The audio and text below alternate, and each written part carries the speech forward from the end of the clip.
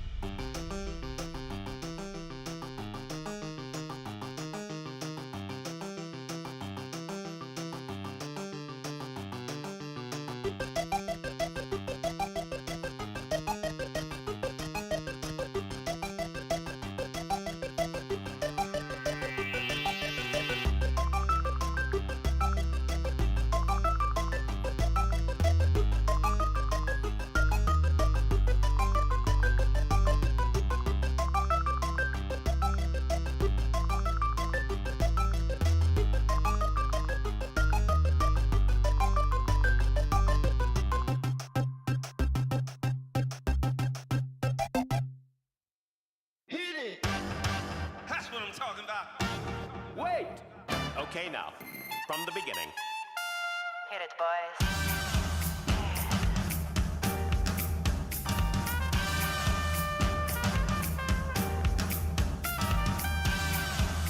What are you talking about?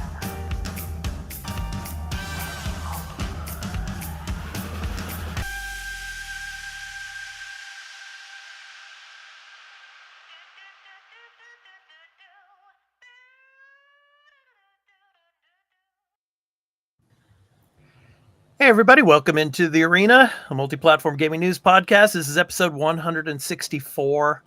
I'm your host, Expat, along with my co-hosts. We got the full crew with us in this episode.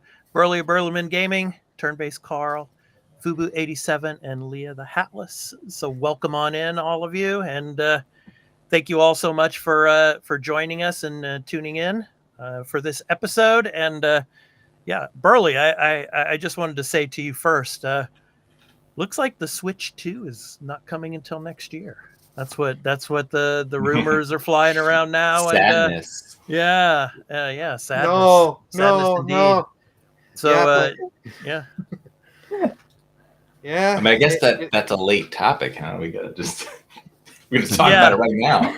Well, I'm just throwing it in right now, yeah, because we got a lot of other stuff to talk about. But yeah, I mean, are we going to get the direct, Burley, for February, or what's? I think we're gonna get one March, because they're gonna do it early March, because at the end of March, the same day Rise of Ronin and Dragon's Dogma 2 are coming out. They have their Peach game, plus they've got Paper Mario, the remake in the summertime, as well as Luigi's Mansion port remake thing. So I think they're gonna come in early March and just show us, hey, this is what we got for the year. There'll be some surprises that we don't know about. Yeah, cool. Fubu, welcome back. You've been gone a couple of weeks, so work, busy. man. I need to quit. Make this full time. Okay. Only get paid the bills. Yeah. But yeah, good. It's great to be back. You know, I love you guys. It's great to have Leah joining us. As everyone knows, she's a close personal friend of mine. So very happy to have her on the team. Thank you so much for all of you guys for accepting her, because she's kind of weird. I'm joking. Leah, Aren't we all? Get that slap ready right there. Psh, yeah. So. I mean, I don't know what he's talking about. I was a success. I looked into the future, and we'll talk about that in the main topic. But I feel like I should award myself a wizard hat. I think I just found my hat because, I mean, spicy. It's gonna be an interesting main topic for sure. Yeah. So anyway, welcome on in. So we got a great show for you. We're gonna obviously the topic of the show. We're gonna be talking about Xbox and their future and how they unveiled it. We're gonna talk about that. Also on the PlayStation side of things, a lot of stuff happening this week. So we're gonna talk about that. So the main focus of the show is pretty much gonna be PlayStation and Xbox. So we're really excited to get into that. So before we get into the games that we've been playing this week, before the weekly news topics, just for all of you audio listeners out there, here is a brief pause so that you can find out where you can find this podcast in audio and in video formats. Okay, guys, let's talk about what we've been playing. I still played some Helldivers and a little bit of Persona, but not much because I was pretty busy with the content stuff this week, and which I will talk about during our segment about other things going on for the Arena Productions. But Leah, I'm going to start with you on this one. What game have you been playing this past week? Well, I played Uncharted 2 and I give up. And let's put a dot on that. And there are too many feelings in here. I don't want to really dive into it. Man, I don't know. I mean, I love the first game, and that's kind of what got me into the second one. But I feel it drags for too long. I feel like there's pacing issues. By the time, like, I'm really close to the end. Like, I'm one chapter away from finishing it, and it's like the bridge breaks for the 100th time, and then I have to find a helicopter. And it's like, what is a helicopter doing in here? Just dive down. And then Chloe's useless, and it's just, I'm struggling. I'm not giving up on the franchise. I'm going straight to number 3. Because they say it's shorter and it's directed by Amy. I feel Neil Druckmann might be the issue here. Controversial topic, but I mean, don't get me wrong. I think the game is great. I love the cinematics. It was a great upgrade, but it's really long. I feel like we could have cut a bit of the beginning of the game and jump right in, and So those are my controversial feelings on Uncharted 2. Now, did you play this? Did you play this on the Uncharted collection, or did you play this like the original version? I borrowed the Uncharted collection from Fubu. He borrowed me because I bought number 4, but I never played the other ones. So I'm just, getting them back to back. So yeah, I feel like the number 2 is a bit more glitchy than the first one. I'm getting a lot of like weird glitches, like it cut to jumps to oh my god, I can't remember the name. Cutscenes, like I go into the room and it just jumps to the cutscene and it goes back like I'm not even in the room. So I don't know. It's bizarre. well, here's a warning for you, Leah. If you start to play the God of War games, the new God of Wars, especially, and I think Burley, probably Fubu can also attest to this, is that sometimes you don't even know if it's a cutscene or not. I mean, that's how the technology has changed since the Uncharted 2 game came out. Yeah. I mean, that's fine. It's just a bit jarring because I got up on the level and I didn't even like enter the room, and in the cutscene I'm already in the room, and it's like, what am I doing here? Right. But yeah, it's just that it's nothing personal. It's me. It's not the game. Did you get to the weird savage people yet? Yeah, I gave up. I was really digging the monster, and then it's like, oh, it's Atlantis. I'm like, what? Yeah, No, it's it was the end of that a weird game. choice. Not great. I don't think the end's very good. And the last fight kind of sucks. I really hate it. So you're not missing Oh, that anything. final boss, fight. the final boss fight sucks. Yeah. Everyone touts 2 is the best. For me, I go 3. I can replay 3 any day. 'Cause I actually really like the story of where 3 goes and its ending. Yeah, I think Playing is amazing. all of the scenes in those games, probably the helicopter scene there.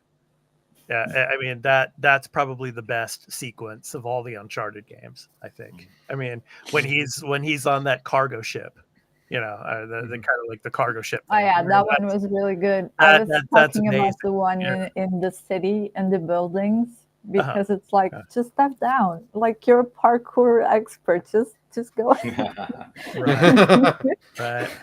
Two's the only one I ever played, actually. So Wow. You started should and try ended to there. play the first one. A hidden gem is the one from the Vita, and I'm just staying there. The Vita one is really good. Okay, Fubu, so let's continue on with you for the games you've been playing this week, because you did not give me the games that you've been playing this week. So there is a reason why. Enlighten us and tell us what you've been playing. Yes. I changed roles this week. I wasn't the gamer this week. I was a tech expert. I spent the whole freaking week, not to say a different word, to make my Steam Deck work the remote play. I had no idea. I did everything that I could to make my remote play.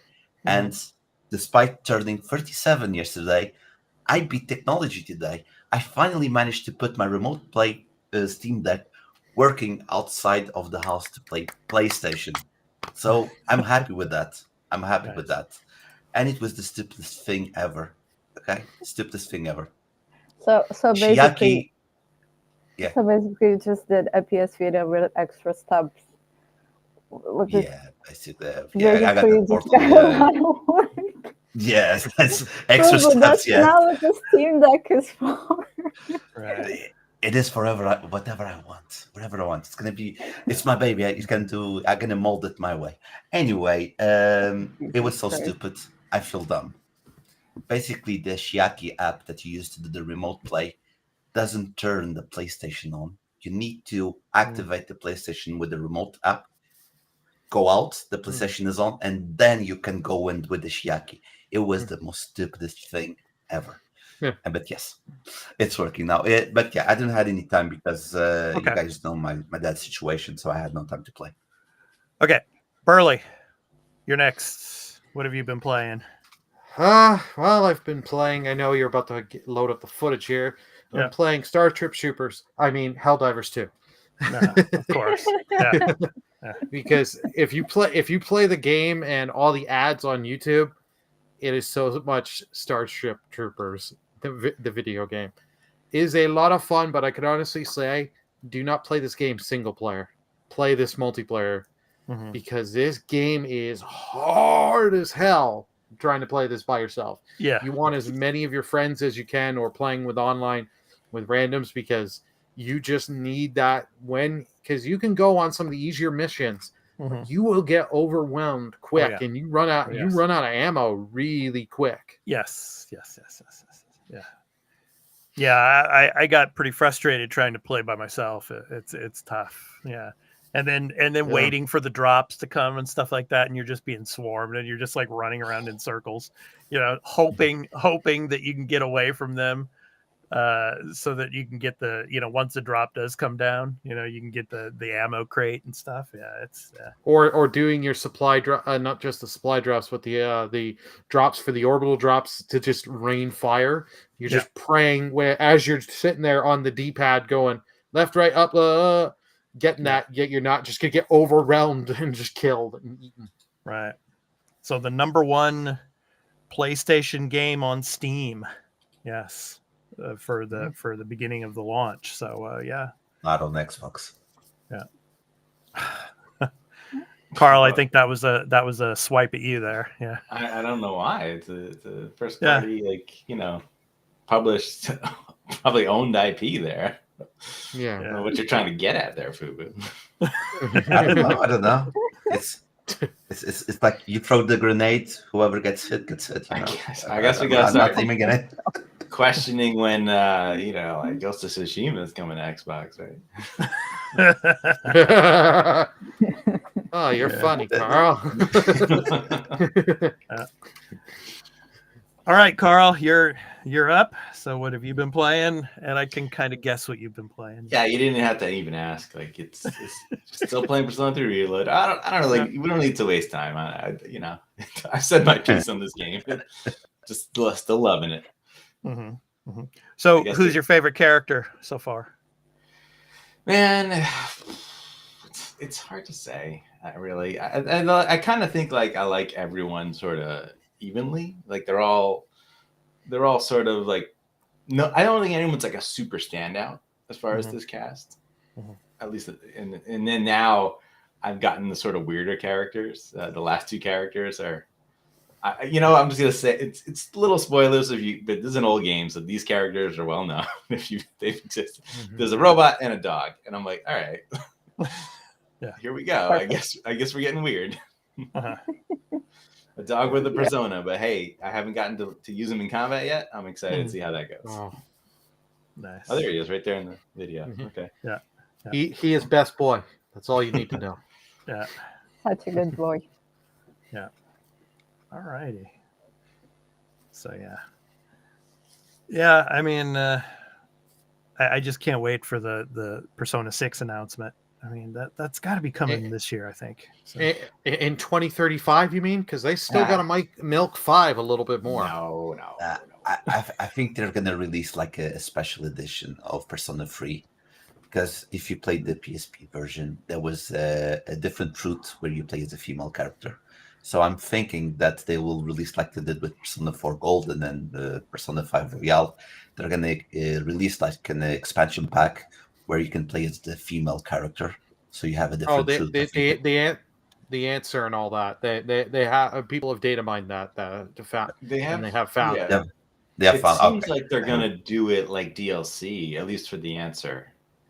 I don't know about so far. There's no info on if they're gonna do the female character yet, which.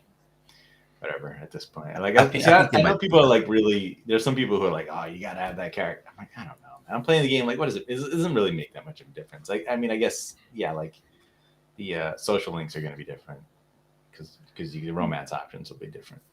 Whatever. Carl, do you think we're going to get more info pertaining to that Fantasio game? Well, it's coming this year. Yeah, right? It's still should be getting more information. Year. Yeah, we need whenever date. I don't know what event they're going to show it at, or will they again, or just reveal the date, on their own. That should happen soon. And then I feel like after that game comes out, then that's when we'll see Persona 6 get revealed. Yeah.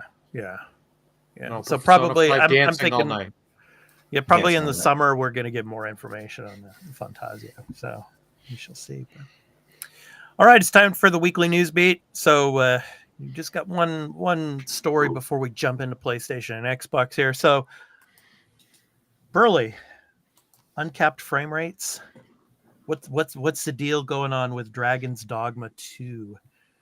So I'm going to go ahead and throw the Gaming Bolt story here in the ticker. You could see that. So, yeah, there was some news about Dragon's Dogma 2, which is coming out next month. So, amid rumors that Dragon's Dogma 2 would be locked to 30 frames per second on consoles, director Itsuno Hideaki-san has tweeted that the open-world action RPG will release with an uncapped frame rate. On the one hand, this is good news for PC players since it could mean achieving 120 frames per second at higher resolutions. So, for console players, Itsuno-san didn't clarify whether an uncapped frame rate is the only option or if other graphics modes exist. An uncapped frame rate may also be problematic compared to 30 frames per second, since it can fluctuate depending on the optimization. So it's one of the reasons why Bethesda Game Studios insisted on locking Starfield to 30 frames per second on the Series X and S. So Dragon's Dogma 2 launches this March 22nd for PS5, Xbox Series X, Series S, and PC. So my question to you guys is, should games, when they release, be uncapped? when it comes to frame rates? Burley, I'll start with you. I'm of the mindset no on this. I know some people like especially the high end PC master race are going to get mad with this, but it's just like I hate when games let's say that if they were set to 30 and you then go, if you put it uncapped where you're now at 45, now at 30, 67, 30. It's just like when you, depending on certain things and how they fluctuate, it can get very annoying. But like the PC specs for this game are crazy high. Like a lot of people are wondering, like, can you even run this? Because I took a look and it's like just for like 1080 30 for your GPU, you need like a 2080, I think Ti or Super, which is not a cheap card when that came out. It was like, ugh.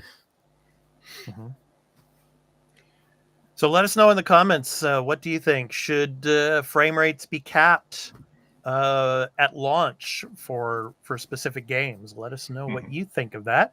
And if you like this video, of course, here on the YouTube side, please be sure to hit that like, subscribe, and notification bell for when we drop another episode of The Arena, a multi-platform gaming news podcast, along as all of our other content here on The Arena production. So, Carl, what do you think? Should games be capped at launch when it comes to frame rates? On the platform. PC should have like a slider, let you choose whatever you want. You know, like that's how I, like when I play Baldur's Gate 3, like I capped it at 30 by choice because my computer couldn't run it consistently at a higher frame rates. Like I don't want to play it at a choppy frame rate. And console should always be 30 and 60. And that's, and then if you want to try a 120, but like there should never be anything in between. Like there's nothing worse than a like inconsistent frame rate. You just 30, I'll take 30 over like jumping from 45 to 60. That's worse. Leah, your thoughts? I mean, I'm the wrong person for this question because I think like Animal Crossing looks great and I'm fine with it.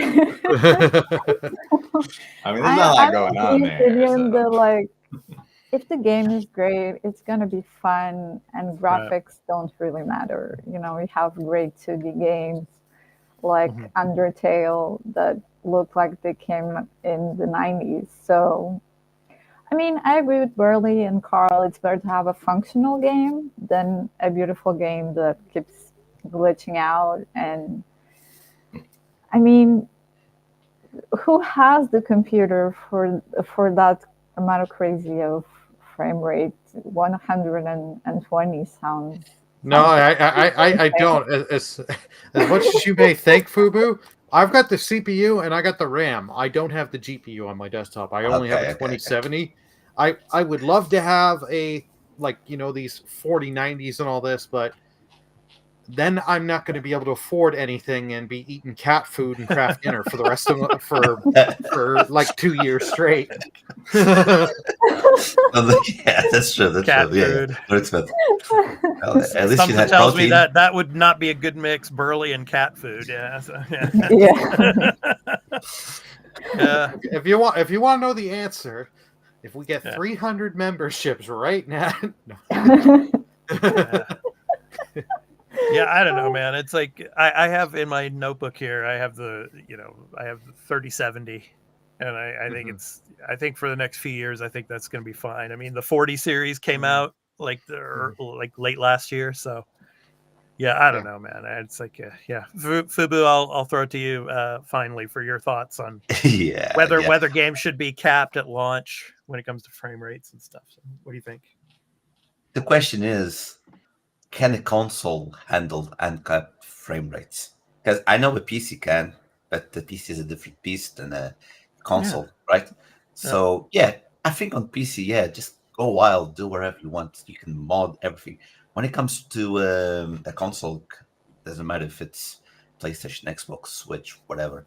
It should be capped on the 30 and the 60. It's like 30 for a I think it's graphics and 64 for performance. I think it's something like that. I'm not a very frame per second guy. Like, I enjoy the games and don't worry about that much. But I do know a little bit. Just to say this: PC unlimited, go wild, go crazy, do whatever you want. Console, I don't think consoles can do that. So let's keep it 30 and 60. Okay. Well, we're going to talk about this later, but from what Sarah Bond seems to be saying, 120 should be normal when it comes to the next generation consoles. So we'll talk about that later. But anyway, so next up, Fubu, do you know who this guy is? Who is he? It's the guy that replaced Jim Ryan, right? That's right. That's the guy. That's right. Yeah, That's the guy. That's the My guy. God. He is to the the guy. Totoki-san. Yes, Totoki-san. That's his name. Yeah. Totoki-san. Yeah. He will be the interim CEO when Jim Ryan leaves in April. So Jim Ryan is still hanging around for another month and a half, and Still then he there, will. paycheck. Yeah, because he leaves at the end of March. So in April, Totoki-san will become the new interim boss. But he's so basically in the news. He's been going around to these studios. He's been going to Bungie. He's been going around, and he's like, they're doing really a great job, but there's room for improvement, and they need to understand more about the business side of things. And of course, he had a conference call with investors and all. And this week, he talked about the fact that the business side, the developers should understand more about the business side. And then he also talked about the PlayStation being now going into its latter stage of its life cycle. So, which is, I think, pretty normal when you think of the regular generational cycles when it comes to the consoles. Usually a console cycle for PlayStation is around 7 years, 6 to 7 years. So it's hard to imagine that we're already 3+ years into the PlayStation 5 life cycle. But we are. So the latter stages we are heading into. But this year, no new big exclusive releases. So we're not going to get a new big nothing until 2025. Yeah. And then he's also, talking about room for improvement and everything. So your guys' thoughts and the PlayStation 5 being in the latter stages of its life cycle. What do you guys think of his comments? Fubu, I'll start with you on this one. Yeah. Well, what do you think of the state of PlayStation right now? Obviously, it's almost 4 years, like you said. The life cycle usually it's 7, 8. PlayStation's having a midlife crisis. That's why it's trying strange things like getting Xbox games in it. Like it's a phase. It's gonna change, man. It's gonna change. They're just gonna go. They're trying weird stuff, and then everything's gonna go back to normal. So that's my opinion, but it's normal. Like we're halfway through it. I don't like the way they say this because unless the PlayStation Pro that it's coming at the end of the year, either it's really powerful and it's going to give the PlayStation 5 a few more years, because if it doesn't do that, it means the PlayStation 5 Pro, it's dead on arrival because it's on the later stages. It's almost died. It doesn't make sense saying these types of things. When it comes to business, I do understand that because they want to make money, but I think the business of games is not. It is making money, but it's not the most important part. It is give a very good user experience, and I feel like PlayStation with their exclusives, especially the Square Enix ones that have been released on PlayStation, they haven't been the most the best experience for the players because they released like 2 or like Forspoken. It wasn't that good of a game. Then there was the other one. Did you play it? Atlas. I saw a lot of stuff about the game. You I saw didn't it, play but it. you didn't play it. Okay. No. I have played it and beat the game. And That was a demo. That was a demo. I did try the demo Okay. out, but it wasn't enough for me Okay. to give Okay. a full. But the narrative wasn't very good. The environment was very empty from what I saw. I didn't play the game completely, but if it was really a smash hit, more people would be talking about that. Like you have the situation right now with, I know this is games, but Madam Web, everyone's hating the Madam Web movie because it's a fun experience for how bad of a movie it is. But yes, I'll give you that. I didn't play Forspoken. There was another game, Atlas something, if I'm not mistaken, that was also from Square Enix, which was a live action game. It wasn't the hit that was supposed to be. I know I'm talking about Square Enix, but there's other examples, but these are the ones that come to mind. So I think what he's trying to say, it's not the business of making money, because we already talked about him a few months ago. He's more of a gamer than a business person. So I think that what he's saying, he's trying to remind what is the gaming business. It's not about the money. It's about creating the experience for the gamer.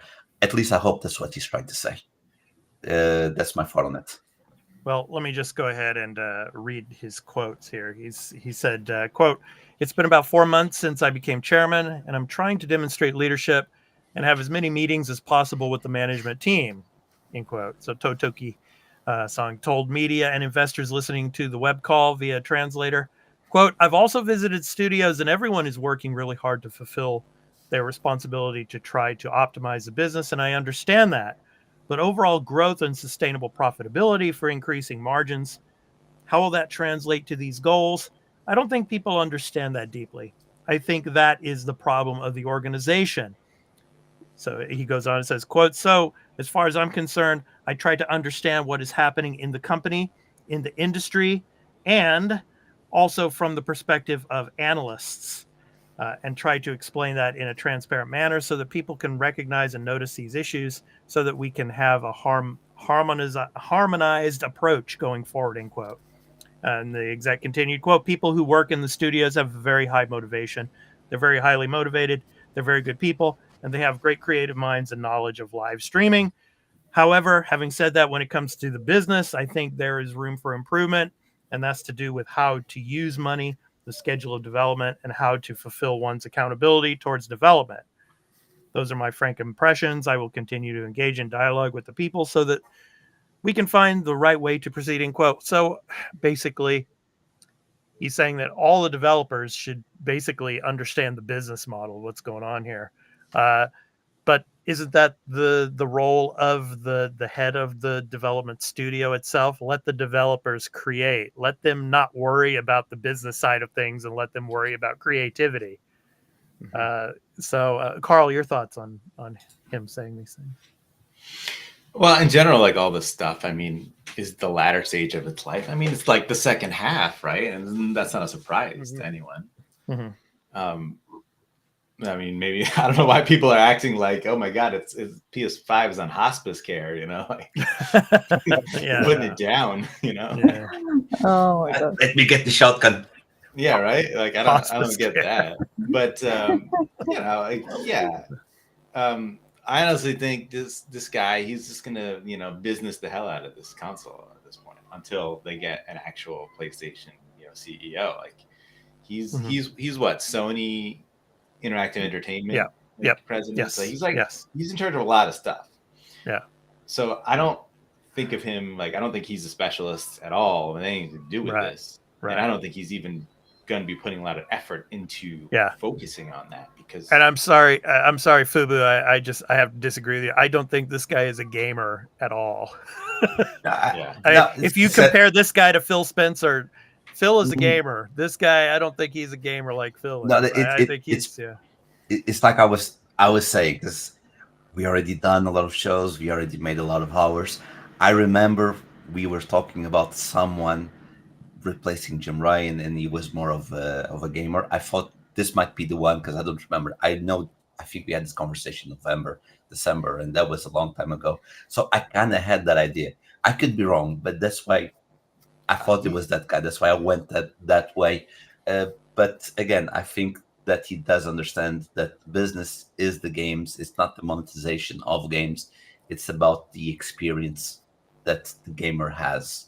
I think he's trying to say that. Of course, he can't say it like that because it's going to be like if he says, "Oh, it's only about the games and the gamer," all the shareholders are going to be like, "What the hell do you mean? I'm here to make money, make microtransactions." So he's not being specific because he doesn't want that pressure from everyone. That's why he's a bit enigmatic, because what he's saying, the business and the business model and that type of stuff. But I think he does understand that it's a gaming thing, because it's like you went with Sony Music, you would say it's about the music, the experience with the music and whatever. So he's adapting his dialogue to what it is, and I'm really hoping that he's saying that he wants the gaming experience to be better for the people that buy the games. Carl, I'm sorry Well- if I cut you off there. Go ahead. Sorry, No, Yeah. sorry. Yeah, I mean, I think very differently about this guy, and I think he's just all business, right? He's just numbers guy, like I'm temporary guy. I just gotta make sure the numbers are good. Like I gotta make sure we have more sales here, more profit there, like until they hire someone who's actually gonna do this job, right? Yeah. So yeah, I mean, I don't think that's a good thing for PlayStation if that's what's going on. But I don't think it's going to matter because they will get somebody. Unless for some reason they're like, nah, it's fine. But that sounds unlikely. They're going to leave him. Yeah. So yeah, I mean, that's why you're hearing them say things like, but again, this is the direction we're going, is that they're going to sort of do multi-platform more, right? And that doesn't mean, like, some people are like saying other consoles. No, it means PC, right? No, Probably yeah, means PC, day and date PC games at some PC, point, yeah, right? yeah. I mean, look at the numbers Helldivers 2 is doing on Steam. I mean, yeah, it's undeniable that there's benefit there. Yep. So looking at it from like the business guy perspective, yeah, I mean, I can expect, maybe it's too early if they can't change certain other things, but like Concord and Fair Games, maybe they already plan to like make all of these service games day one on PC as well. That makes a lot of sense. Maybe they're going to fast track other things, like where's Ghost of Tsushima on PC? Why isn't Last of Us Part 2 on PC? Like, why would you, like, it didn't make any sense. I feel like they lost an opportunity to, like, we're going to put the PS5 version out with the enhanced part, Last of Us Part 2, and like just on PS5. Like, all right, who cares? You can already play it on PS5. Like, freaking game looks great. It already had a 60 FPS boost. Like, what are you doing? Like, bring it to another audience who hasn't played it yet. Yeah. So yeah, I mean, like, whatever, latter stage, whatever. Like, yeah, I think the problem that people are not really understanding is like consoles, I don't know, it's sort of becoming this like enthusiast sort of group, right? It's not really that casual. Like, people who are into consoles are sort of like really into that, and they're buying a lot of stuff on it. There's some of those people who are just like, I play my one game, but I think everybody else is sort of like, I'm buying a PS 5, and I'm buying a Slim, and I'm buying a Pro. Like, those customers, right? You're selling new consoles to them, but you're not getting new customers when you do that. And the same thing happens with Switch, and the same thing happens with Xbox, right? But, yeah, they're gonna be fine. They'll be fine. They got a couple more years. PS4 Pro came out in like 3 years after launch. So yeah. We have the slim models, as you can see the images of here, and the Pro version will probably be coming out, within the next year or so. Leah, I want to ask you your thoughts on these comments and what you think of the state of PlayStation. I mean, I think I've seen this film before, and I didn't like the ending, to be honest. I think for this news separately, it just means he's corporate, 100%. He's about the profit margins. He's about hey, look at Carl. Carl's daughter showing up, so cute. And yeah, I mean, he's all business. His approach is definitely he wants to make money. He's here to make money. And I absolutely disagree, because if developers were to understand the business side, they wouldn't need the CEO. They would just run the business, you know. That's why everyone has their own position and their own jobs. And that's why companies divided in groups and sections. So to me, I don't know. I don't know if I can kind of unveil a little bit of the next new expat, because I think it kind of clicks it all together when I read, because what says is that they basically put a really strong profit goal for this year, and they're not making it. They're gonna end in a loss, and they don't really expect to make that money this year. Yeah. And to me, you know, in my experience in corporate, it translates into, okay, let's cut where we can cut. And usually they cut workers. They don't cut businessmen salaries. And that's kind of how I see it going. He's almost making the bet to then be like, oh, but we're at loss. And because it makes no sense. I mean, Nintendo is running out its course, and Princess Peach is coming out this year. So this is a decision from PlayStation, you know. I mean, it is what it is. We'll see. Burley, my question to you is, Totoki-san said that he doesn't foresee any price drops for the PlayStation 5 moving forward into the latter stages of its life cycle. Do you think that's a smart move? No. Like, you want to get the price drops, especially how pricey these consoles are, especially in my neck of the woods here in Canada. These things are like $700. So you want to get the price down as much as you can to try and get people. I agree, he is just a business guy, and he's just going to say all this stuff, this and that. I've seen so many people online with Twitter and everything and social media and on Twitch stream talking. It's like the PS5 is dead. I'm like, no.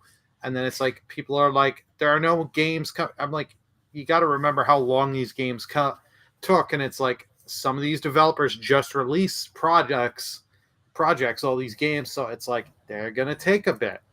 It is what it is. Plus, you have all these stuff like Helldivers 2 that just came out, and some of these other studios that they have partnerships with that Sony doesn't own, but have deals and partnerships with. So you'll have stuff. So this thing is not on life support, hospice care, whatever you want to put. I like that. That's good. Hospice care. Sales forecast. Is that what they call it? Do you guys know what I'm saying? Like in your country? Of course, yeah. It's same Same here, thing. like forward, like hospice care. Carl, Japan's population, the aging population is very, very high here. So yes, of course, I know what you mean by hospice care. Well, you would know. You're American. You know, you would know that. Yeah. So you know, sometimes they call things different terms. You know, the word in Portuguese is very similar. It's hospice. Portuguese is hospício. So it's basically the same word. So we know it very well. I mean, in here, they don't like, know. we use like a nicer word, like elder care, or like home, lot, home. I'm just laughing because I'm thinking of the PS5 now as you're saying that. I'm like, oh, that's like going for a little stroll in the garden. Yeah, right? Pushing in a wheelchair and all that. So they the PlayStation with the cane. They decreased their sales forecast from 25 million units to 21 million for the fiscal year. So yeah, everybody gotta stop overestimating what you think you're gonna sell. Okay, stop it. Just stop. Yeah, but they can't. They're corporate. Money goes in forever. You grow and you grow and you grow and you get the gains, bro. And yeah, like where I work, I don't work with any of the sales stuff, but every once in a while I go to the store meetings, and every time they're like, we didn't meet our sales goals for the week. We didn't meet our sales goals. I'm like, dude, maybe your numbers are too high. Our sales goal for this week was 15 million. We're a little mom and pop store, but we sold. We got 2.5 million. Yeah, maybe No, maybe yeah, you do you aim a little lower so that when you can get higher than that, and maybe everybody's like happy and thinks you're doing amazing. No. Yeah, It's high. It's the target goal is very high, so no one reaches, and they don't receive bonuses for reaching that goal. Yeah, That's the true. idea. You're right. Will- Totally true. will the That's what happened PS5 with like Game Pass, because they used to have the Game Pass goals like tied to the bonuses, and the numbers were like absurd. I was like, you're not gonna hit that. will the PS5's total sales numbers in its lifetime surpass 100 million? I think it will. I'm It- not sure difficult. Different I market, think It's you know? really I think it expensive. can, but for it to do it, you need the price drop. You need that price drop, Mhm. and like we know from the Insomniac leaks, we know what Insomniac's going to be doing for the next like 8 to 9 years on some of these studios like Blue Point. We still don't. We know they're working on something. We still know we haven't heard anything on that in years. Yeah. So like we need a little bit more info on these. Like I know Rebirth will help sell some units and some of these other games, but we just don't know what's coming still for Yeah. other studios. Yeah. Show me I that do pro, agree with man. I want to see it. I do agree with the price drop, but not only on the PlayStation, but the full ecosystem for the PlayStation. Because, like, let's say you get a PlayStation, right? You get a PlayStation, let's say, for €100, which would be €100 cheaper what it is right now. But then, it comes with one controller. You need to buy a second controller if you have kids or I don't know, your girlfriend likes to play or whatever. That's more €60, if not more expensive. Oh, you want the best audio quality? We got these headphones because it's like €150. Then we got that special remote. Oh, you want to play PlayStation outside the house? We got the PlayStation, like €200. Getting into a PlayStation is scary, and I'm not even talking about the games, how expensive they are, but it's kind of scary to get into a PlayStation. So not only do they need to drop the price of the PlayStation to get more sellers, more buyers.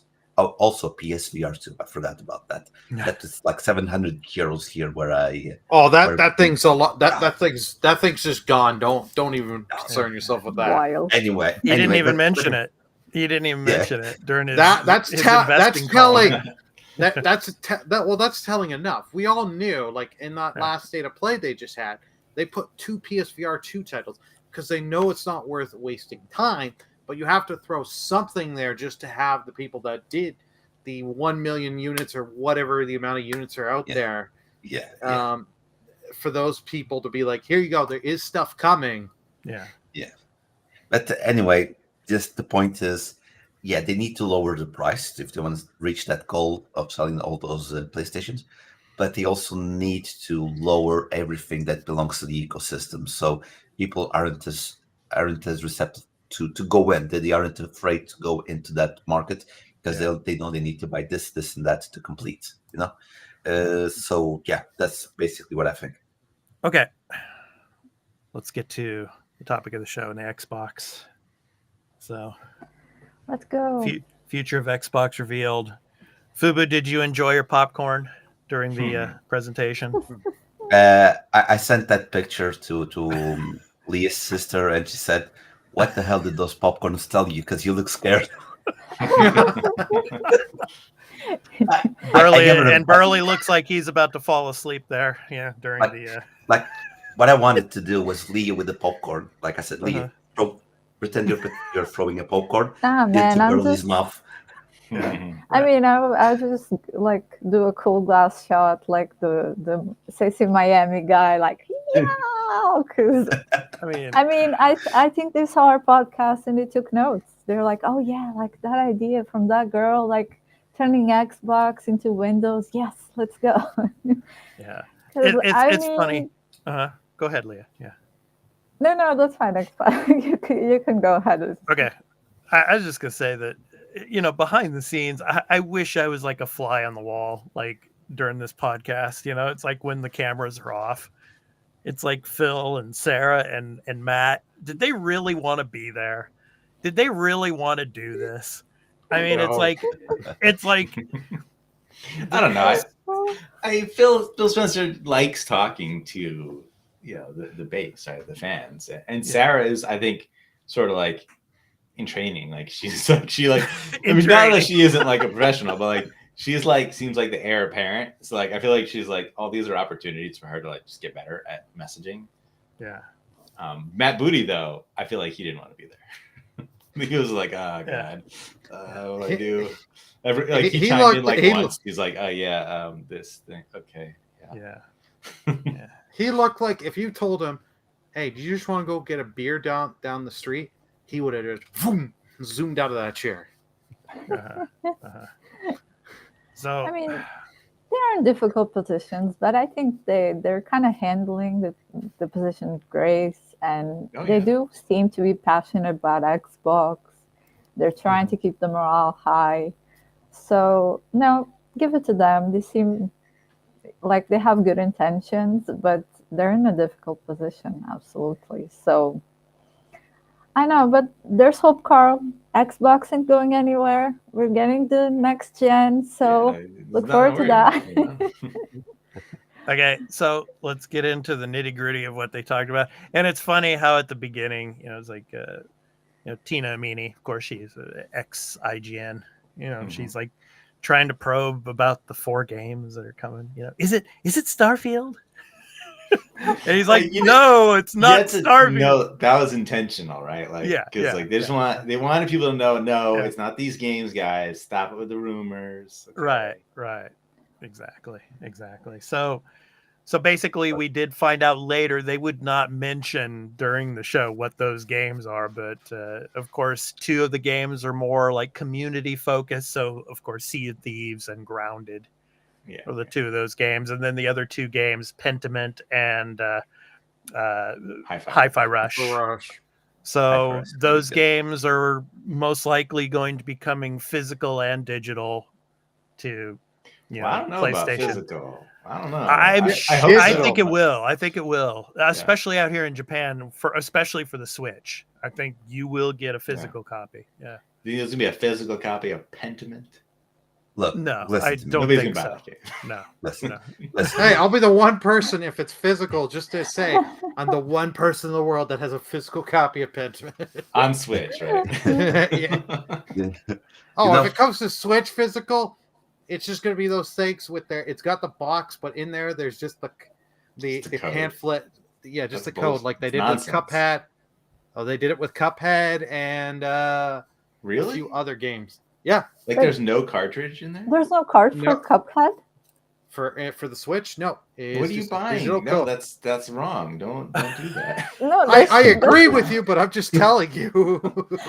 People just buy the cases. I mean, Burley, he buys his steel boxes. So yeah, steel books are a different thing. Like the intention is that you also have the actual game somewhere.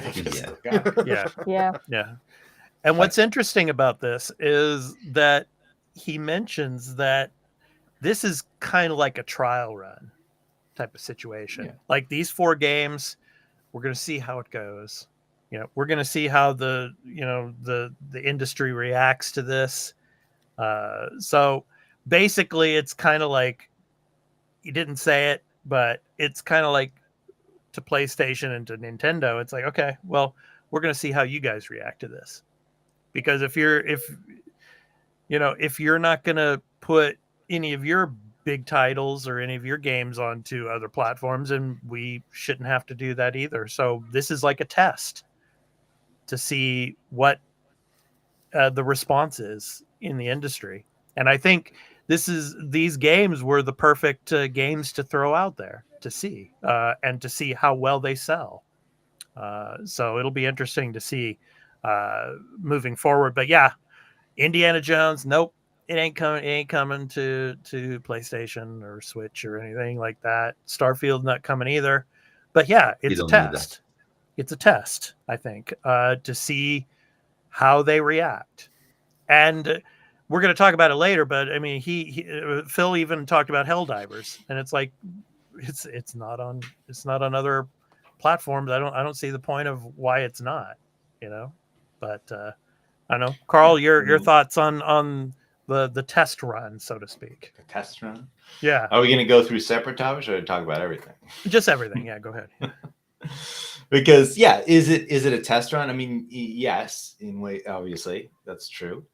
I think it was, if you listen to the way he speaks about it and his methodology, right?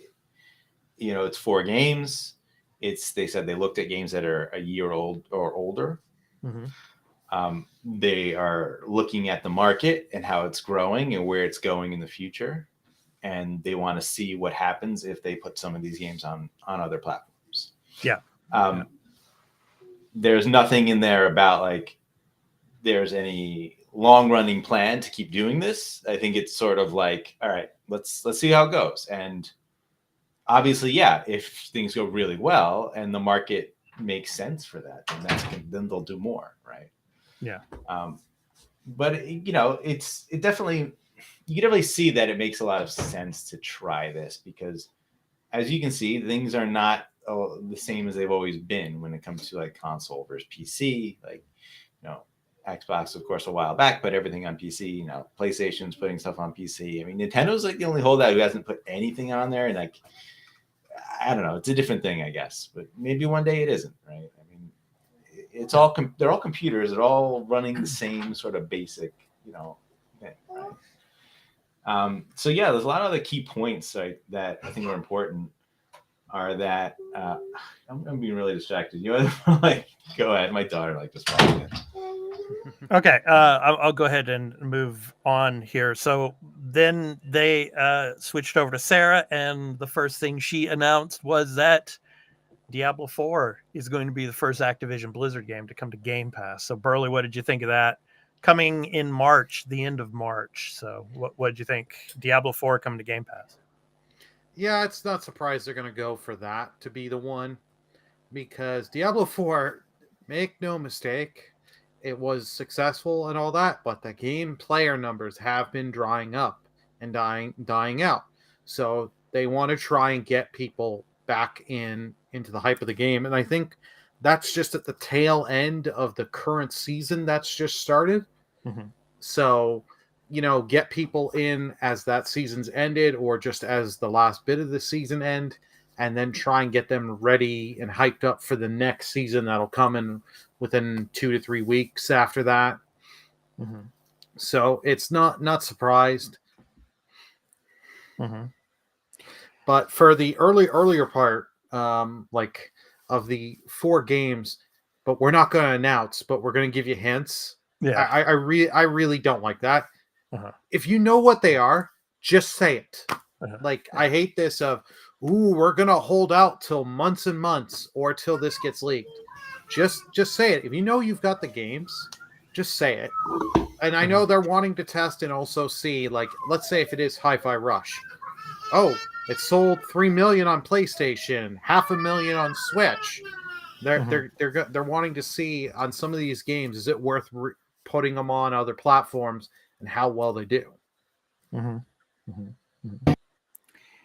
And also they talked about... Wait, I wanted to say about what you're saying about like they should just tell us what the games are.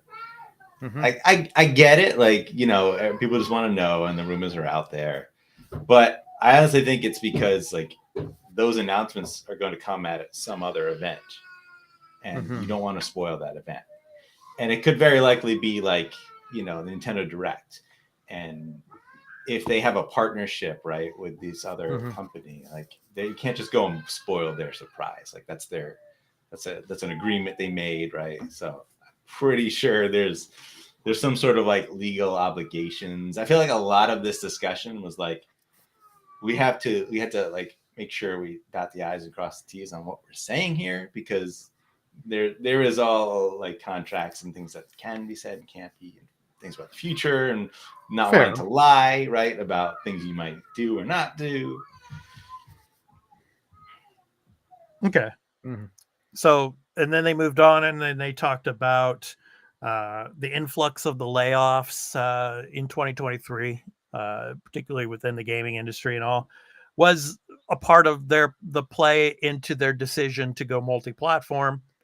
obviously, because putting their games on multi-platform on other like PlayStation or Switch, of course, will bring them more money, which they would be able to save jobs in that sense.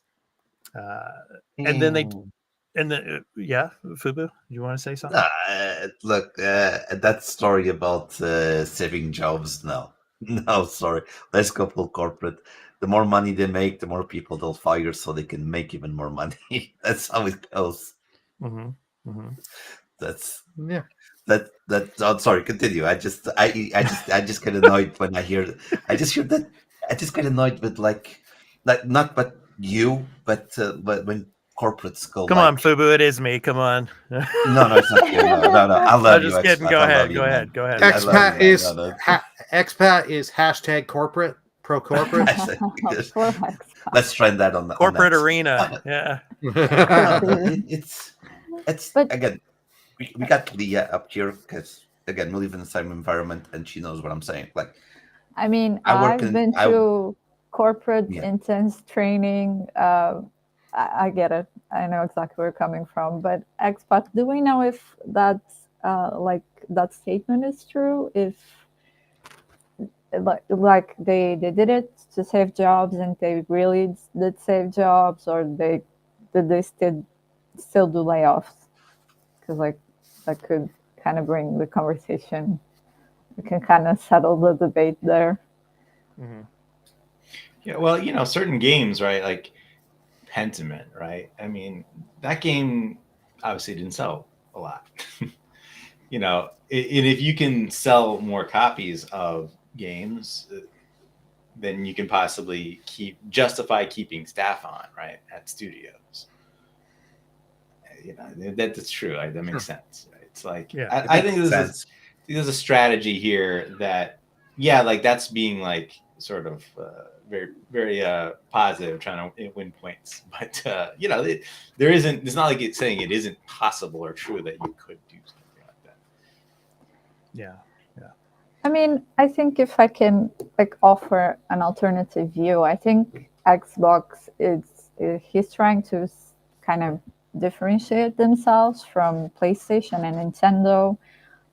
They're Japanese companies. They're very focused and close on its own. We are our own closed cycle, and this is our approach. And Xbox kind of tried that approach, but it didn't go that well because mentalities are a bit different. They're an American company, so maybe they're also trying something different. They're like, okay, maybe the future isn't closing on itself. It's about collaboration. It's about being more hybrid, maybe being a thriving gaming studio and not just a console and everything has to come in a package. So I think, props to them. Like, let's not just put everything negative and they're gone and they're trying a new approach. I mean, they're not, I guess, doing bad. I'm not sure how their numbers are coming out. And I think maybe like they're not winning. They're not the best selling console. So why not try a different approach and outsource? And in terms of corporations, to kind of think like that, what is the best way to kind of make a stronger portfolio and have different products that work so we're not heavily reliant on one product. And if that product goes, we're gone. Because like imagine if something happens to the Xbox, so they have a strong studio, that have strong collaboration ties, the company can still exist. And that's also like an angle that needs to kind of be, I guess, addressed in a way. Yeah, Microsoft's a company that has a lot of diverse, options and things that it sells and does, right?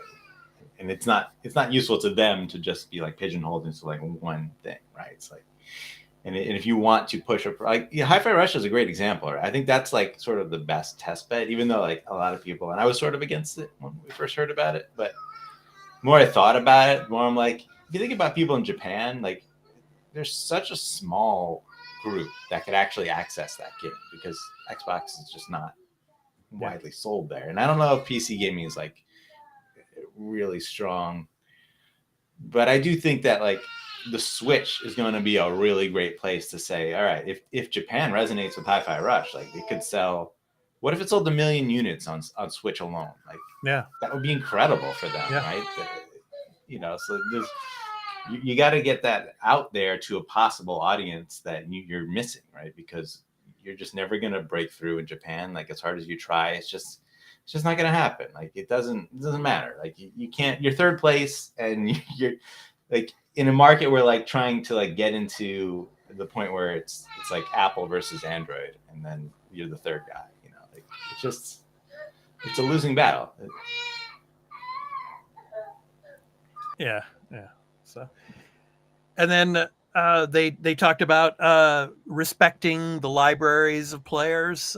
They talked about the backwards compatibility and moving forward with the newer consoles. They still want to respect players and their libraries, and hopefully to be able to still offer backwards compatibility with that. And then, of course, Sarah came with the drop about this big technological leap that's going to be coming with the next generation, and that there's going to be more said this coming holiday season.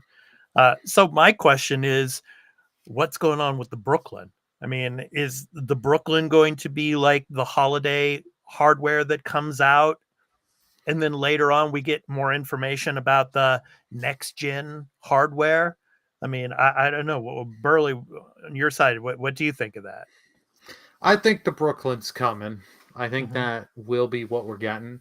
Mhm. Now, their comments of their next hardware, the next generation, it's Mhm. going to be more powerful. I'm like, I would hope so. Like, that's thank you, Captain Obvious, on that.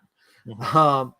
But they're like saying all this stuff with it, and I'm like, I don't think this next generation is going to be as big of a leap as many people want it and expect it to be, Mhm. because we're just getting to these points because you're trying to always keep these boxes to $500-600 depending on what country, and for you to keep getting more and more power out of that, you can only do so much, because it's not like Xbox is going to come out next gen and be like, here's the $850 Xbox, Mhm. because that's just going to be like, well, let's just take the gun and shoot ourselves in the foot.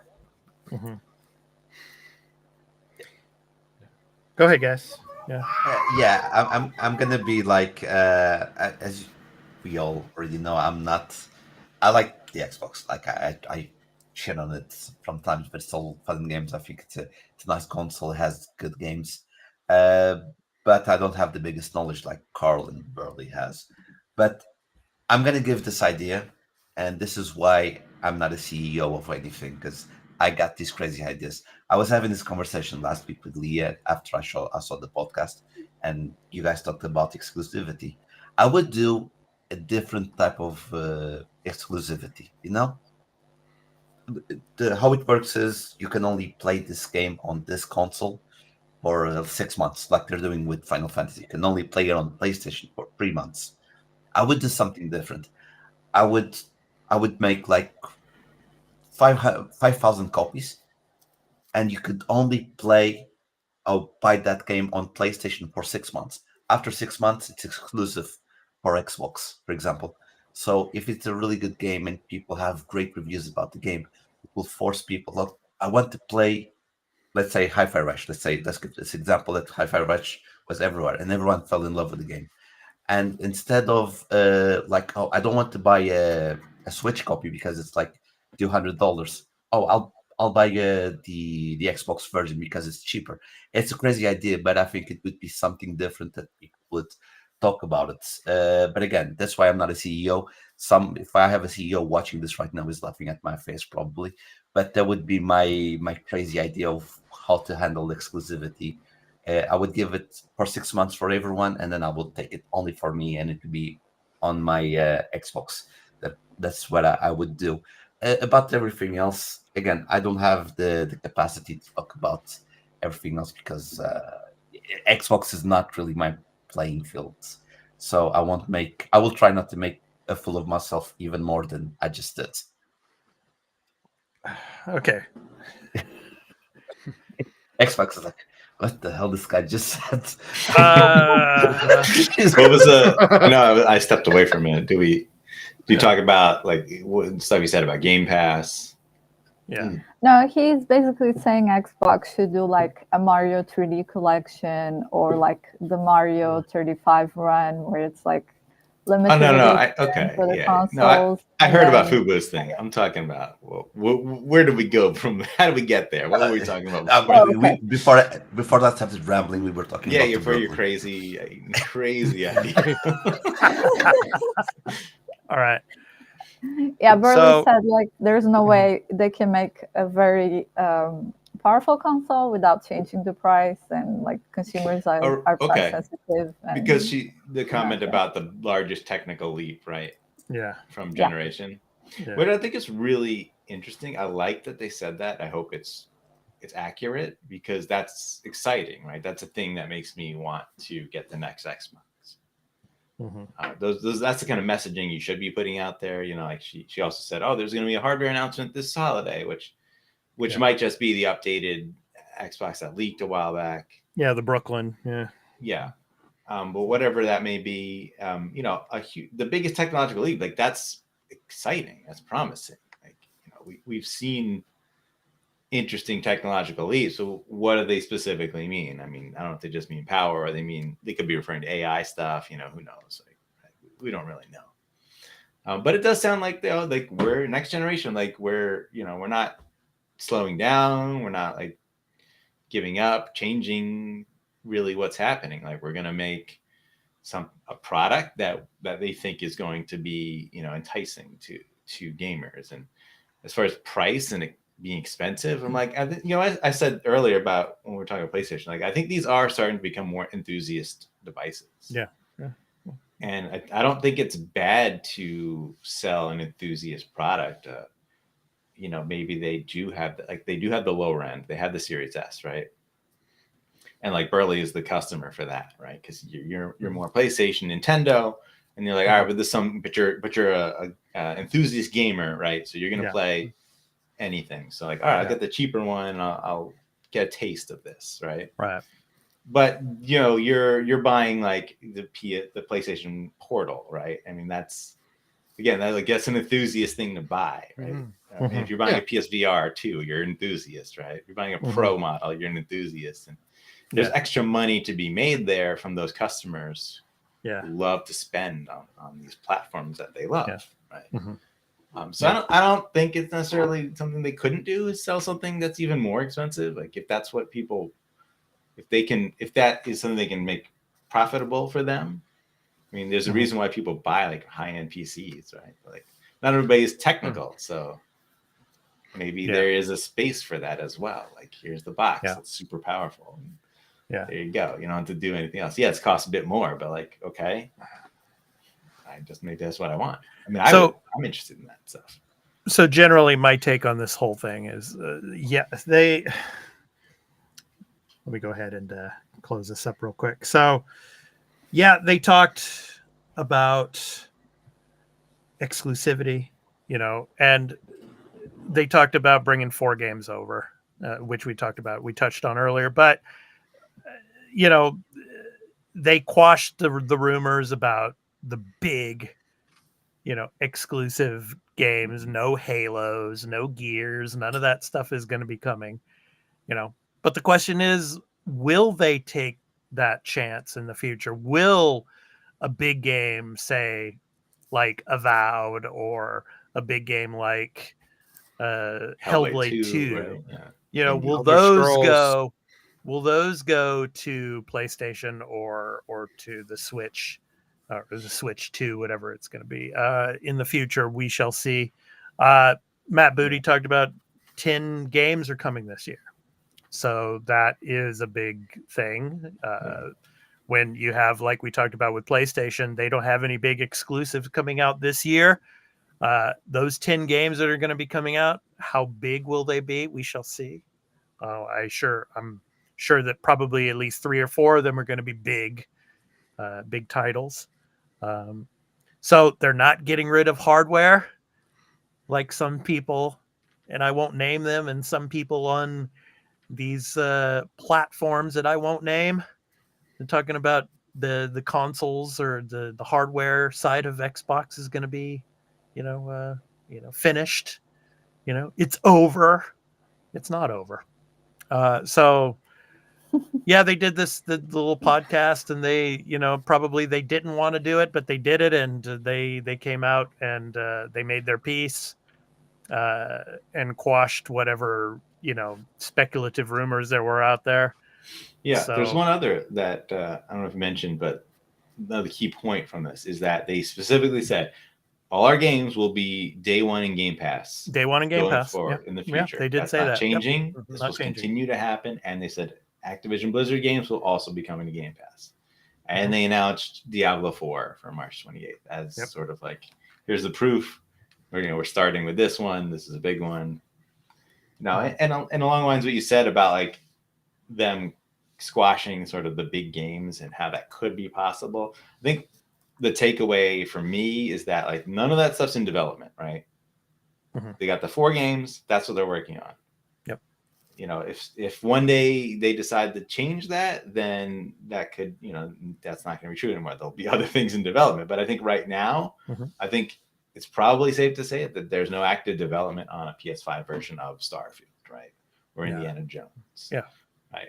And I do think they, based on, I don't remember the exact wording of what was said, but Phil Spencer and the team are cognizant of the idea of like, what will happen if we do this, right? Will that hurt Xbox sales?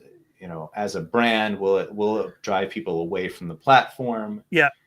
And that's why, they're doing this test. And if they look at the data and they see that that's happening, then, they go one way. If they look at the data and they see it's not happening, then it's like, okay, does it hurt then to release Starfield, 2 years later on PS5? Like, probably not selling more copies at that point on Xbox. The only thing that I disagree with Phil what he was talking about is these 4 games will bring more awareness to the Xbox brand.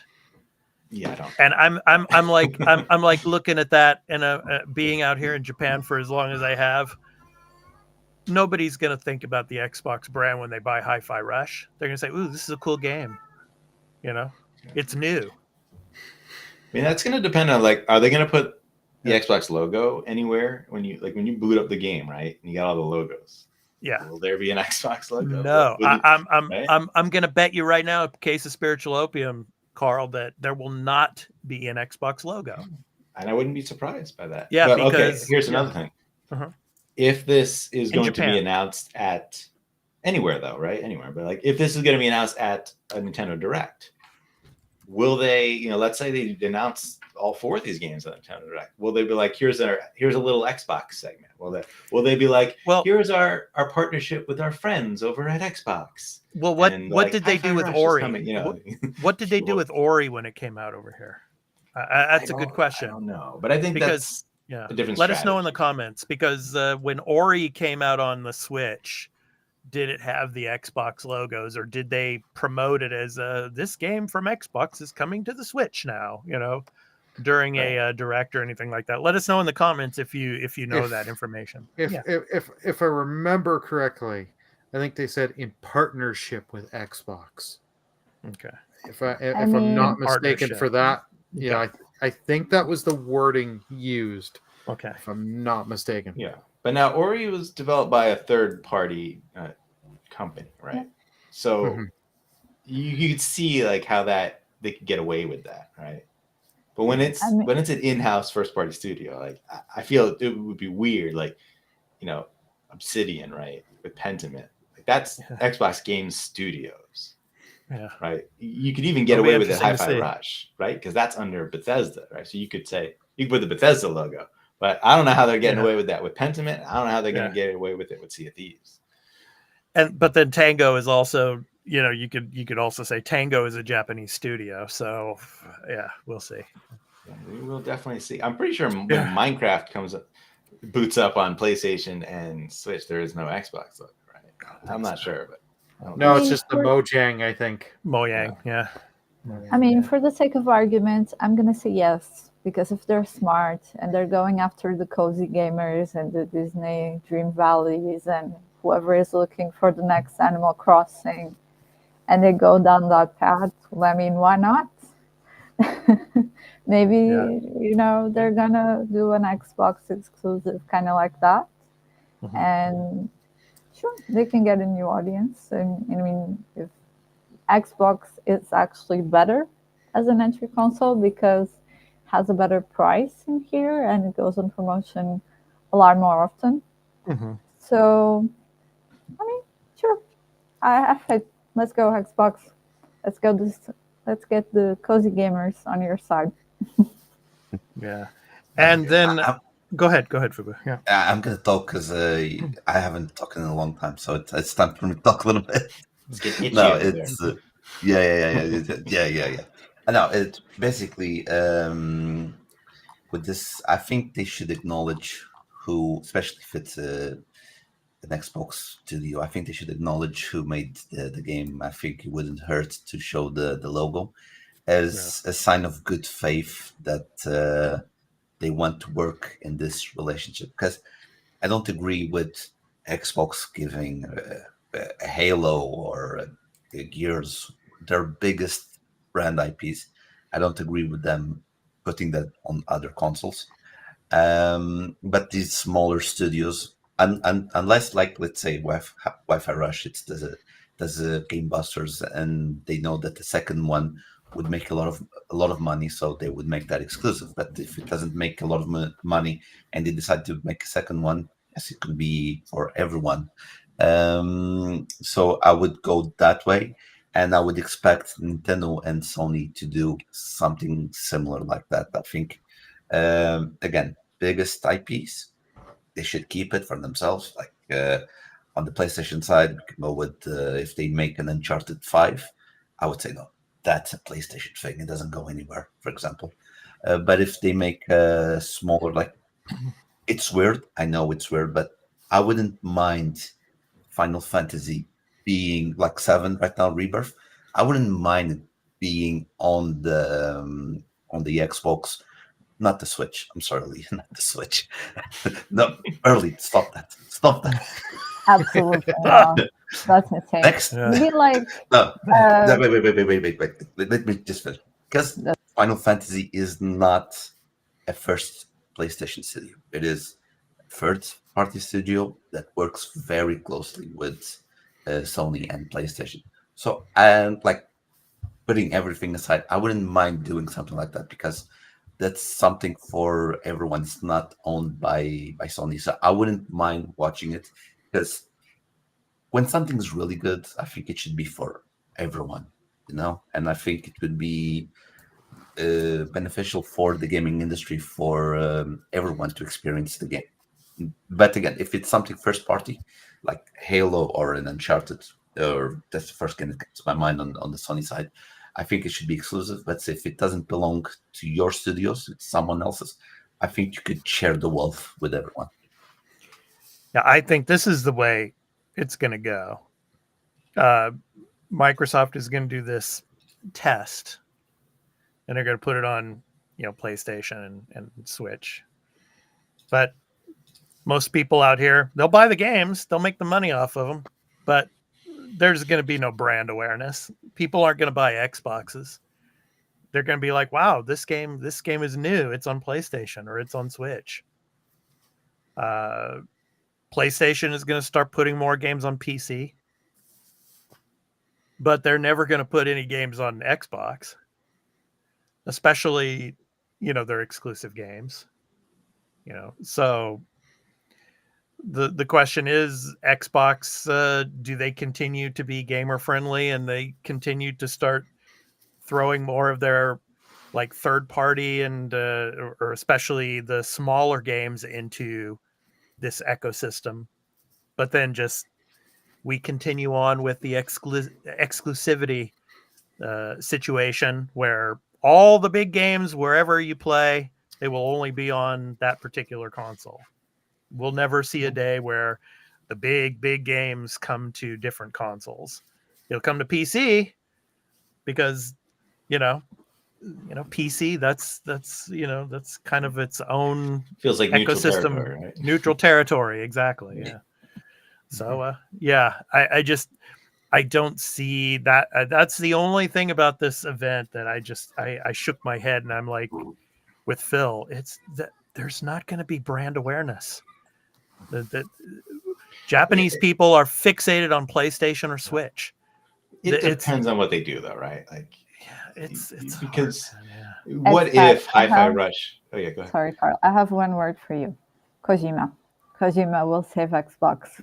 Put in the bingo card. Willie, Yeah, right. Willie, because he's already doing Death Stranding 2, which is never going to come to Xbox, and then of course he's doing his new espionage game, which will be exclusive to PlayStation as well. So. Yeah, but he also has an Xbox exclusive that it's not coming to PlayStation or Switch. So yeah, we'll see. Show the cards. Yeah, Kojima's overrated. He ain't gonna save nothing. But how much will he promote that game on Xbox when he's got Jeff Keighley and all the other PlayStation people over there with the Game Awards and everything else that he's going to be promoting the PlayStation side of things? That's just my. I don't know. Like Jordan argument Peele on is that. involved. Hollywood is involved. Like there's also like a big, like strategy there. Yeah, well, Sony also has a big picture studio too. So yeah. Yeah, I'll say gamers are smart, right, for the most part, and I think they will understand that these are Xbox games. They will need to make it aware, right? They need to somehow let them know, right? But I think they'll key into this, and if Hi-Fi Rush somehow is really successful on Switch, right, and then Hi-Fi Rush 2 comes out and it's exclusive to Xbox, I mean, maybe that does work, right? Who knows? That strategy could happen. The market change. Would they do that though? Would they do that if Hi-Fi Rush 2 comes out and Hi-Fi Rush is already on Switch and all? If they make it exclusive, don't you think that's counterproductive in the way Phil is talking about? Say, like with a game like say Helldivers. I mean, it's counterproductive to keep the game only on one console when it's been the first game was very successful when we moved it over to the Switch and the PlayStation. I mean, yes, but it's also counterproductive to kill your own market, right? Which you might do if you don't have exclusives, right? It's like if they're time, I think that the test is, right, does time to exclusivity work from a first party perspective? Mm-hmm. We're about to find out, right, at this point. Yeah. I have a counter argument to Carl about gamers being smart. Okay. We have been buying the same game from EA for the last 12 years. We are not smart. You guys know what you like, man. You know what you like, okay? I'm smart. I mean, I wasn't enjoying Uncharted and I dipped out. Like, I don't think the search that we haven't, Yeah, but markets change, right? If with these games on the platforms, right? PlayStation, for example, who obviously seems like the one who's the most resistant to doing anything, or even Nintendo won't put games, but they will be looking at the numbers, right? They're going to have the numbers. Yeah, they're going to see, oh, Hi-Fi Rush sold X amount of copies, or Sea of Thieves has X amount of players concurrently. Like they might look at that data and say, oh, wait, why aren't we doing this? Or at least Hiroki Totoki is going to be looking at it and be like, how can I justify not doing this? Right? I got shareholders to make happy. And this numbers right here are telling them there's extra money to be made. It's on the table. Why aren't you taking it? Yeah. So, but I'm still, I mean, I'm telling you now though, I mean, cause I see it all the time, out here in Japan, and I go to the electronic stores and I see it all the time.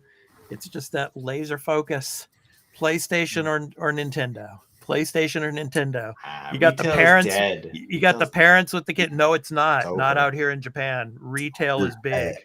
You go out. You go out, and it's like Nintendo or PlayStation. It's like I said before, many times on this podcast, the Xbox is way in the corner there behind the curtain. They don't even. It's like they're oblivious to it. Who's that, Carl? Who's that? Say that again. Retail's dead. No, it's not. It's not.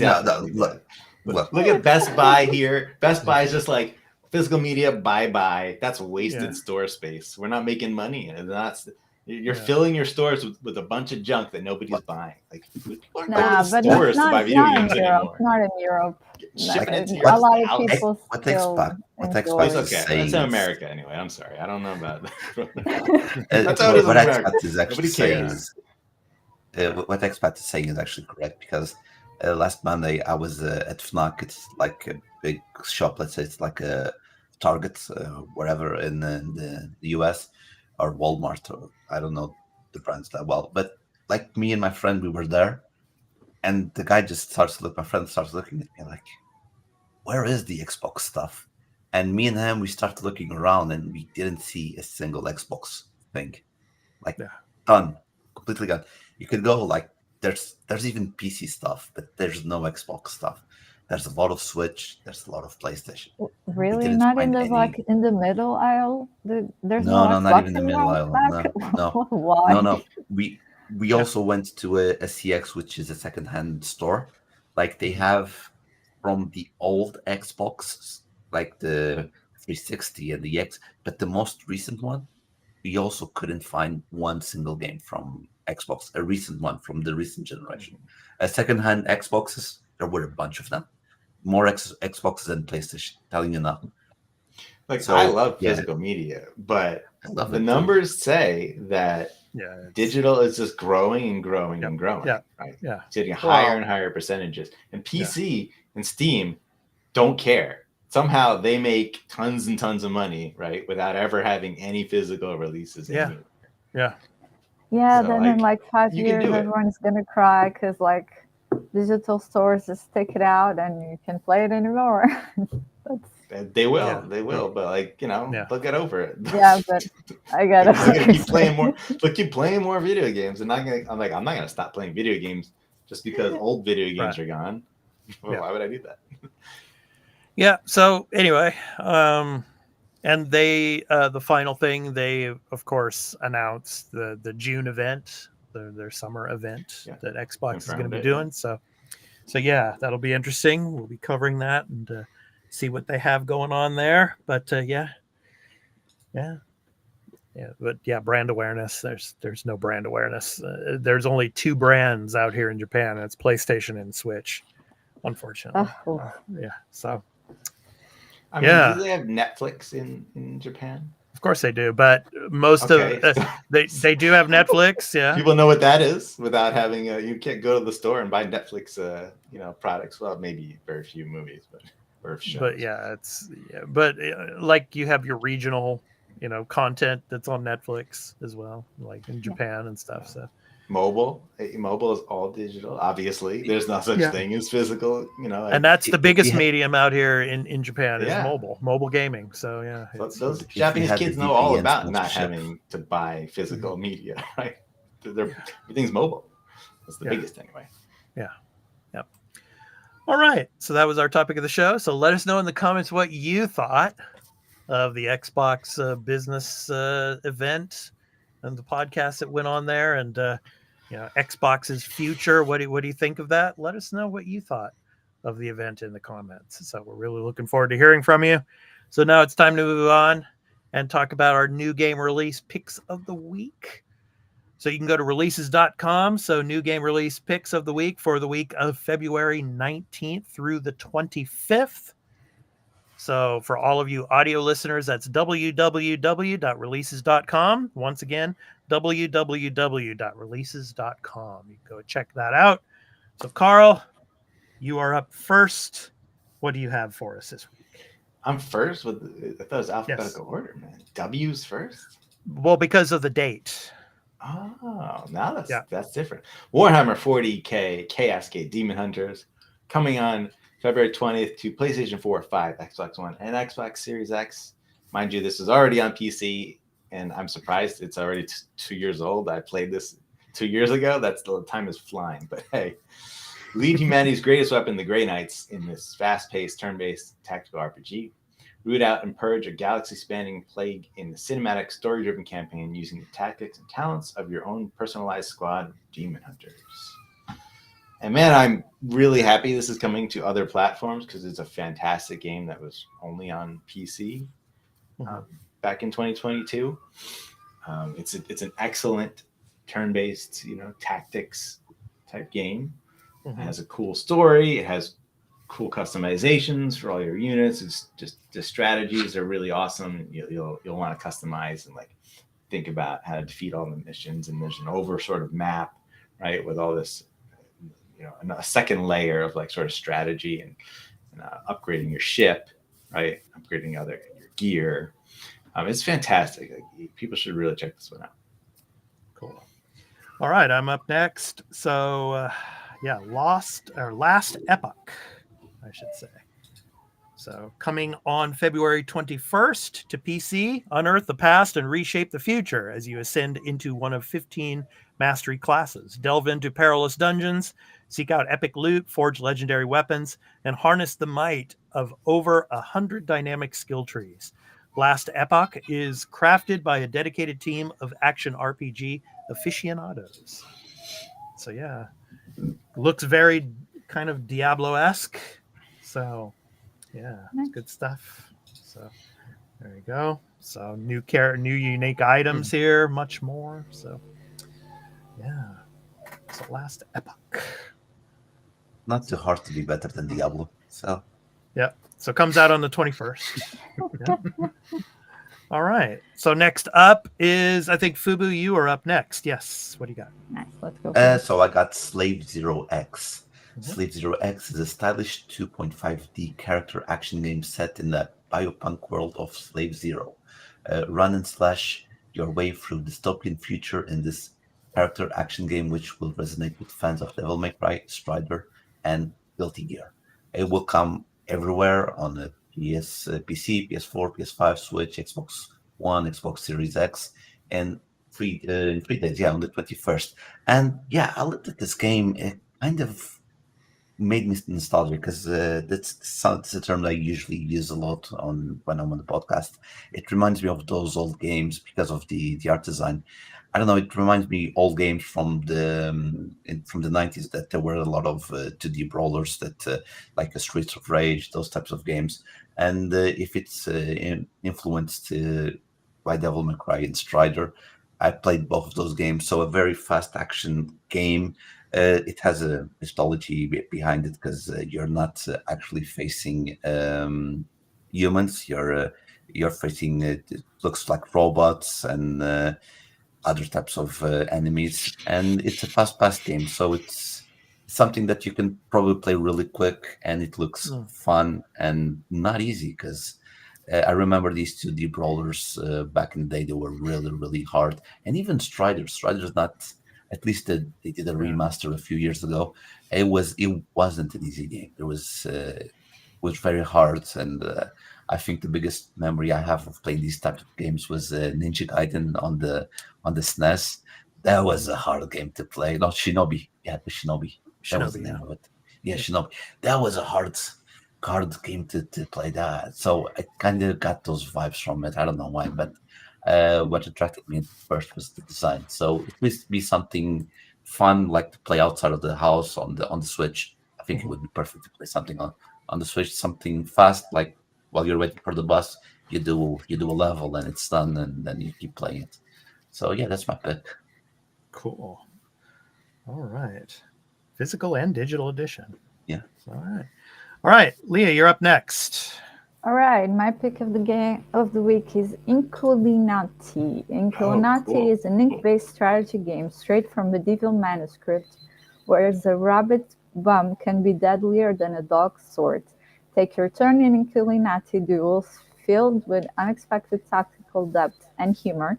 Embark on an ever-changing journey, build your own bestiary, defeat medieval superstars, collect perks to unleash special powers, become a master of the living ink, grab your quill, and build your unique strategy time after time so that you can be named the greatest Inculinati of all time. Coming out on PC, PS4, PS5, Switch, Xbox One, and Xbox Series X. And I picked this game because it just looks so incredible. I love the design. It feels very interesting and intriguing. Like the combination of the art style and like the hands of the people are real. And I always like a gaming experience like that. And like I had no idea it was coming out, so yeah. And it looks really interesting. I mean, there's combat, there's strategy involved. I feel like there's a little bit of everything for everyone. So yeah, that's my pick. It's coming out, let me see, February 22. So next week, next Thursday. And for what platforms? All platforms. So, Nice. PC, Nintendo, Xbox, PlayStation. I think it's in Game Pass as well. So I guess you can try that. It is, feels yeah. interesting. I actually played this game because I guess it was like early access or game preview, so like it's been out on Xbox for a bit and probably PC, but this is like the 1.0 release, it seems. It's a really cool, unique game. I would say it's much more like something like a collectible card game, sort of like Magic the Gathering, almost like that type of thing, that type of strategy. Oh, I got to tap my lands every turn. I mean, there is aspects of that, right? Because there are like manageable resources that you use to summon your cards or your characters, right? And you have to go into each of the matches, like deciding which one's units you're going to be able to summon. So it is a lot like that type of game, but there's that sort of like verticality to it. Like there's different levels on the map, and there's all kinds of things that can happen on the map. It's very cool strategy. I like it a lot. All right, Burley. Last but not least, you are up next. What do you got for us? Mine is Splatoon 3 Expansion Pass Side Order. Challenge yourself to a new single-player campaign Side Order. As Agent 8, you wake up to discover Inkopolis Square has been drained of all color and its residents gone missing. Looming over the city is ominous Spire of Order, alongside a drone who claims to be Off the Hook member. Pearl Agent 8 must fight off waves of enemies in the floor of the challengers on their way to the top of the spire and learn its secret. Use color chips to boost your abilities in this experience that are designed to be replayed over and over. So it is coming February 22nd to only the Switch. I've actually recently picked up Splatoon 3, and I haven't done any of the online multiplayer. I've just been doing the campaign because the campaign's a good little way of just getting you used to the controls. And like, it is a lot of fun doing the inking of the floor and then just snaking, going into the floor so people can't hit you, and you can just zoom around and get around the map. Yeah. It's a fun game.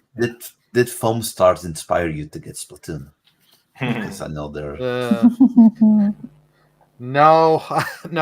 What actually convinced me is I've seen other people that bought that had this, and they had a wicked little deal. It was on sale, and the one retailer here, GameStop here in Canada, if you buy the digital download codes for the game, you don't pay the 13% tax. So that was a nice little thing of I got the game and the DLC for I saved about $50. So it was quite the deal. Especially with Nintendo, where you don't really get deals. Yeah, amazing. That was a good deal. Yeah, that's good. To you. Yeah, for sure. All right. So those were our new game picks of the week for February 19th through the 25th. So you can go to www.releases.com and check out all the games for this week and through the rest of this month and beyond. So releases.com.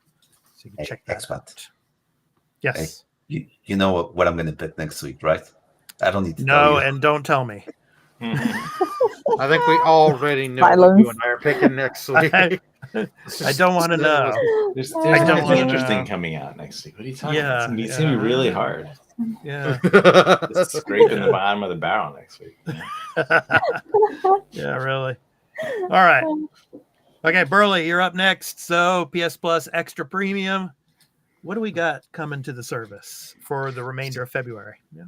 So on Tuesday, February 20th, on Extra, we've got Need for Speed Unbound, where you've got it was Need for Speed that came out a couple of years ago, where you got both a single player and multiplayer campaigns.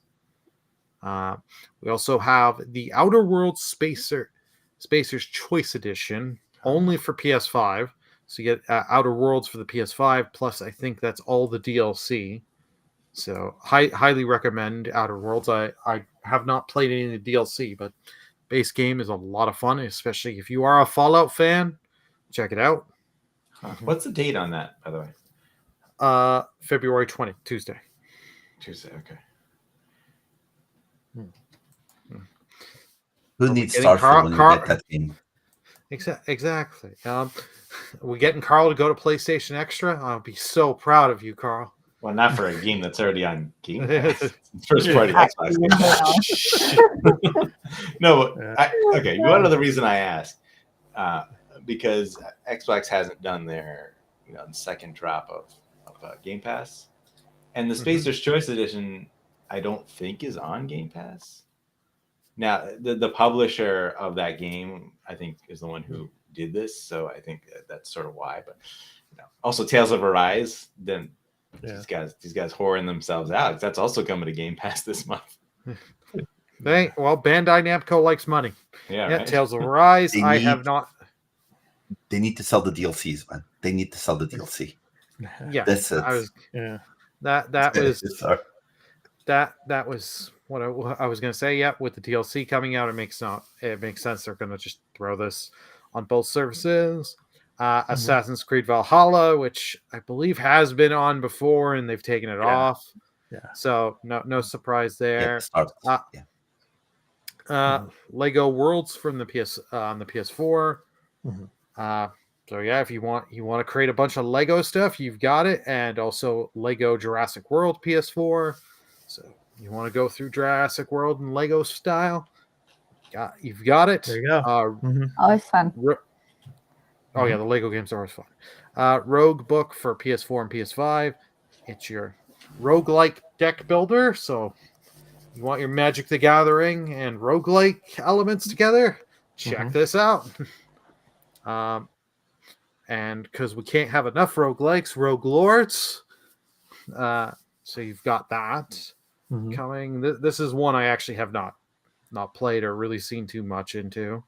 But I'm not the hugest on roguelites. We've got Tales of Zestria on the PS4. This was one that came out like 2014, 2015, somewhere around there. It's been a few years old, but it is a very good one. Highly recommend. Now we're getting to premium. So we first got Resistance, Retribution, PS4, PS5.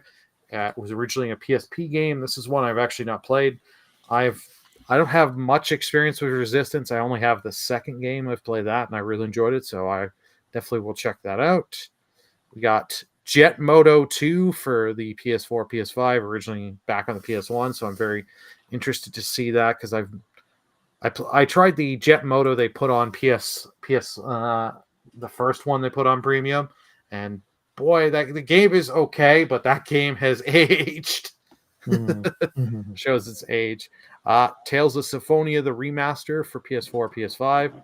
So if you highly recommend you play it on any platform but the Switch, because unless you like 5 frames per second. And the Switch version had a lot of problems at launch. Tales of Vesperia, PS4 and PS5. So that's the remaster they put out. Anniversary edition of the game. I can recommend it. Funny enough, I played that on the Switch, so I'm curious to see if it runs better on the PS4, PS5.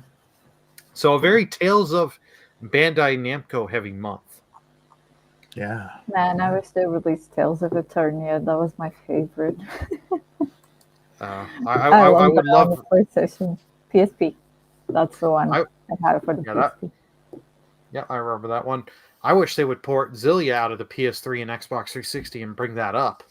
That was my favorite of the series, but I guess Bandai Namco hates money. All right, so it's time for our programming notes. So here on the Arena Productions, obviously, we are not only a gaming news podcast or about only video games, but we are also an entertainment and pop culture related site and channel. So our programming notes besides our gaming. So I know we're going to be doing some other extra takes. I think Burley is going to be doing Helldivers in the near future, an extra take on that. And Fubu will be doing an extra take on Final Fantasy VII Rebirth as well. So we're looking forward to that. But other than games, I put out some videos this week. Halo Season 2, Episode 3, Master Chief's Crisis. So you can go and check that out. It's a spoiler review of Episode 3 of Season 2. So yeah, so the Halo series, and it's ramping up. Next week's episode is going to be really fun. So I'm looking forward to that. And I'll be doing another review and recap episode there. So yeah, so the Halo series, and then also on the Star Trek side of thing, the Saturn Awards. So Star Trek Picard, Paul Wesley from Strange New Worlds, he also won an award, a Saturn Award, and of course an interview with Will Wheaton, who is looking forward to coming back to the franchise. So yeah, the Saturn Awards, Star Trek's Triumphs. I put an episode of that out for our Warp Factor 10 show, our show about all things Star Trek. So yeah, we got a lot of stuff on the Marvel side of things this coming week. I'm going to try to put for Marvel Monday, I'm going to try to put together an episode related to the news about the casting for the Fantastic Four, as well as the trailers for was it Marvel 97, the animated series, as well as of course the Deadpool and the Wolverine trailer that came out during the Super Bowl. So that's coming. And on the Star Wars side of things, the Bad Batch season, final season is coming. I think it's next week. It's starting up. So I will be doing review episodes on that as well. And we did get the information on the Star Trek side for Discovery. The final season is launching in April on Paramount Plus. So I will be doing review episodes of those as well. So yeah, very busy over here on the Arena Productions when it comes to gaming news, as well as entertainment and pop culture related content. So yes, so you can check out our episodes here on YouTube, as well as exclusive content over on Patreon, patreon.com/The Arena Productions. So yeah, it's great stuff over there. So busy. Yeah. So ramp it up. Got Halo, you got Star Trek, you got Star Wars. Yeah, got all kinds of stuff coming. Yeah. Yeah. Well, too much is better. Yeah, right. So, Never enough time. Yeah. Nice. It's good stuff. I just noticed that I was having this difficulty about talking about the Deadpool trailer because it reminded them of the Super Bowl. Yeah. I don't want to be reminded of the Super Bowl. Yeah. Although, there's a fun rumor for Deadpool that maybe you could include in the video. They say that maybe Daniel Radcliffe will play Wolverine. Oh, I thought that you said in the void. The 69ers won the Super Bowl. The 69ers? What? What? The I'm going to watch that team. I don't know the team. The 49ers. The 49ers. The 49ers. Do you know why 49ers? Come on, hashtag Well, change the name lesson to here. 69. The reason why it's a 49ers was because of the gold rush in 1849. Oh, really? I had no California, idea. The California Gold Rush is 1849. And I don't know. the reasons why Levi's Stadium was Levi's, the company, of course, people prospecting in California back in the 1840s, 1850s, they wore Levi's jeans because Levi's became a company at that time. So yeah. Do you know why it's the Buffalo Bills? Tell me, Carl. I don't know. Why is it the either. Buffalo Bills? I looked it up before, and I tell you, this goes in one ear and out the other. It's just because it's Buffalo, New York, and buffaloes, and they have the logo for a buffalo. I guess. What's a bill though? I think it's named after somebody. But yeah, the Bills. Buffalo Bill. The killer from Silent. What was it? Silence of the Lambs. No, not singular. No, Bill, that's Hannibal Lecter. I don't think yes. there was a Bill. And also his minion was named Bill. No, there was a character. It was Buffalo Bill, right? Well, Bill, he was one of the killers. Buffalo Bill Cody. Yeah. Unrelated, by the way. Yeah. I'm related. No. I think it's related. Mhm. And also here on the Arena Productions, we'll also be doing a review of Dune Part 2. So Dune is out now. So looking forward to that. So good stuff. Yeah. Who is brave enough to do a Madam Web review? I'm not. I kind of want to see it just to see what it is. Yeah. Yeah. I mean, Yeah. I don't know. Is it really that bad? Like, what's going on? I've talked Can it to really be people worse that- than that's- Venom 2? I haven't It's seen worse than Venom 2, but- Morbius. Oh my god. Oh, I've heard from people it's not even that have seen the film. It is not even shot well. So it's like this is one of those things of like, if I'm forced to watch it, it'd be in the comfort of my own home, on a Discord call with a bunch of buddies and a 6-pack of beer. To just Uh-huh. Man, you're going really hard on this movie. Now I get to see it. everyone. And I'm curious. Everyone's saying that. It's I like told you, saw Sony, I could sell you some tickets. Now cough up and give me some money. Yeah. I saw a thing going around the internet about it, where it was like a list of things that happened in the movie, and they're like, one of these things isn't real, but they're all ridiculous sounding, right? Every one of them is like, oh my god, like this is stuff that happens in the movie, and only one of these isn't real. And then someone was like, no, actually they all happen. I was like, oh no. No, Well, you know what's interesting, when they came out with the announcement for the casting of Fantastic Four, and you see that picture, and it's very, very 1960s-esque, because this film is going to be in the 1960s. Because I'm okay with that.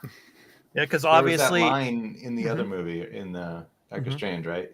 He said something about them being big in the 60s. Yeah, because I mean, it's like I said, I was in elementary school in the 70s and reading the Fantastic Four comics, and everything from the 60s, man. I mean, it's gonna be big. I'm really excited for it. I'm looking forward to it. So, whether Galactus or Doctor Doom is the main villain in the film, we shall see. But I just don't agree with Pedro Pascal. I think it should be someone else. Yeah, fair enough. But I mean, he's like hooked in. He's hooked into Disney, so I mean, he's the Mandalorian, on the Star Wars side, and so why not? I don't know how throw him in the Marvel time. I mean, between the Mandalorian, The Last of Us. I mean, he's gonna be gone, right? What am I talking about? Spoilers. Well, I mean, it would have been great to still have John Krasinski playing Reed Richards, but then again, he spoilers, he of course he got shredded in that other alternate timeline, alternate reality. They could bring him back in that another reality. The gangs are the same everywhere. But the cast is great, though. I mean, the guy playing the Thing, he was Micro in the Punisher series, and he's been in a lot of cool stuff. Yeah, and he's been in he was in Andor, as well. Mm-hmm. That HBO show Girls. It's really good in that. And the Human Torch, he was, in the last season of Stranger Things. He was. Yeah, he's great. He's gonna pull it off. And the main girl was in The Crown, and she played the young Princess Margaret. Yeah. So, yes, exactly. In the first season. And she did a lot of action movies. She has one Mission Impossible. Mission Impossible. Sean Hope's the one with the Rock and Jason Statham. I think she's in it as well. So she has a good record. A lot of movies. Yeah, it's gonna be interesting, because will we get a younger Hank Pym? Will we get a younger Tony or Howard Stark in the Fantastic Four film, and then Peggy Carter, so they could bring back Haley Atwell as a kind of an older Peggy Carter. We shall see. It'll be interesting. All right, so it's time to talk about the games that we'll be playing this upcoming week. So I'm going to try to get back to Helldivers and Persona a little bit more of that. Carl, I know you're going to be playing more Persona, Persona 3 Reload, of course. Absolutely. So Burley, you're going to be playing the Splatoon, right? The DLC. Oh yeah. Yeah. I'll be playing Xbox just telling us what we're going to play. We have no choice. We have to do it. Yes, absolutely. Yeah. Let's go. Yeah. That is what we're going to play, expat. That's right. Yeah. Well, I already know what you guys are going to play, so it's It's true. It is true. Yeah. What am I going to play? Let's go. What are you going to play? You're not going to be playing Uncharted 2, that's for sure, right? That's for sure. You're going to be playing. Uncharted 3. You're going to be playing Illuminati, right? In Kulinat. Maybe. In Kulinati, I'm sorry. Illuminati. Yeah. Yes, exactly. Yeah. But Sounds the good. Illuminati are probably in, that game, maybe. Yeah. For sure. For sure. Yeah. Fubu, what are you going to be playing? I saw the impression that you did of me last week. Like, I'm playing the Final Fantasy demo. I saw that. I haven't. Wasn't me. Just so you know, I haven't played the Final Fantasy demo a lot. So, A lot, but you did play it. A lot. No, I'm finishing. I'm gonna try and plat I Am Tetsuna because I'm almost platinum the game. I'm gonna play that Final Fantasy demo, and I'm gonna be playing this baby all week because Lee gave it for my Tactica, birthday yeah. yesterday. Yes, 5G. Persona 5 Tactica. There's just one thing I don't understand. Like in Persona 5, he's supposed to go back home at the end of the school year, but then he stays for another semester.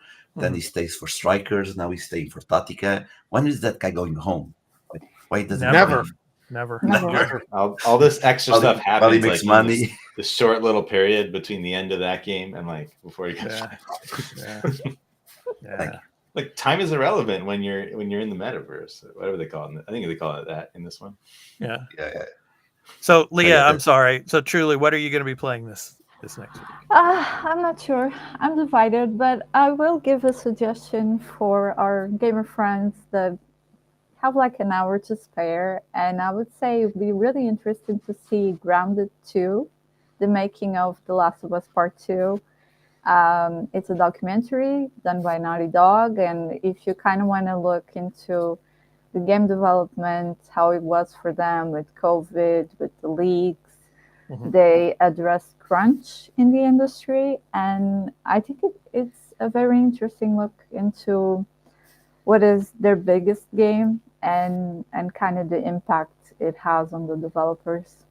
So I really enjoyed that. I think if you guys do have a spare minute, you can look into it. Cool. And in terms of games, I don't know. We'll see. It'll be a surprise for next week. Yeah. All right. So, I hope everybody enjoyed this episode of the Arena Multi-Platform Gaming News Podcast. Like I said before, please leave any comments you have about any of the topics that we covered here on the show. And if you like this video here on the YouTube channel, please be sure to hit that like, subscribe, and notification bell for when we drop another episode of the podcast, as well as all of our other content here on the Arena Productions. All of your support, we really appreciate it. And, please take a moment to hit that like button. Really helps us out a lot. As well as if you haven't subscribed already, please subscribe to the channel. So, all right. So with that, it's time for our indie recording artist spotlight to end our show. And actually, a game that we didn't talk about in this episode that is going to be coming out this week, actually, is Horizon Forbidden West Complete Edition is also coming out this week. So, yeah. So, our indie recording artist this week's spotlight is on Rhythm Scott. Rhythm Scott is a composer, drummer, and session musician based in Denver, Colorado. With drums as his first love, he specializes in atonal and tonal percussion compositions that are rhythmic, melodic, and uniquely exotic. From his album titled Thundering Drums, and the song is called Deep Dark Jungle. So this has been The Arena, a multi-platform gaming news podcast, episode 164. I've been your host, Expat, along with my co-hosts, Burley of Burlyman Gaming, Turn-Based Carl, Fubu87, and Leah the Hatless. And we hope to catch you in the next one.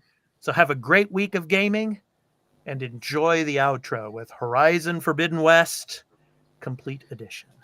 So take care, everyone, and enjoy your gaming week. Peace out.